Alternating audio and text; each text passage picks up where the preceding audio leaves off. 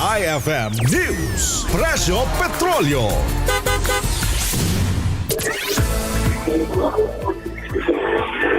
Magandang araw, Idol Sinan at Idol Sophie at rin sa ating mga idol na nakasiligayan ng ISN News. Happy Chinese New Year. No? Kung makikita nyo nga sa aking liguran mga idol na medyo makadimlim itong panahon natin, kaya naman paalala lang sa ating mga idol na lalabas mo na magdala ng payong at as of this moment mga idol, no, kung makikita nyo din sa aking liguran na walang masyadong mabigat na traffic dito sa National Highway. Kaugnay nga nito mga idol na para sa ating mga drivers ngayon, sa ating mga tricycle drivers, sa iba pang mga drivers ng mga pampasaherong sasakyan. Tumaas na ng mahigit dito itong presyo ng petrolyong ngayong araw sa January 17, 2026.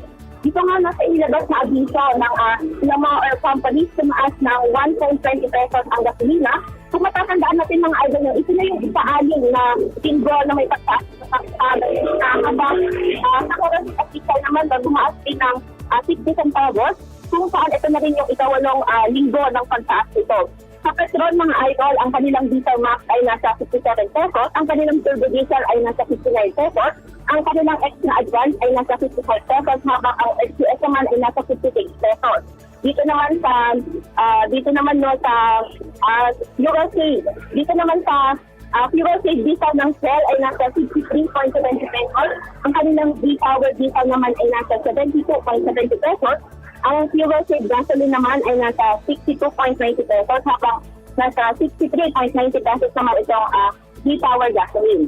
Para naman dito sa 18G, nasa 50.30 pesos ang kanilang diesel, nasa 51.80 pesos naman ang kanilang premium, habang ang kanilang SMX naman ay nasa 51.50 pesos.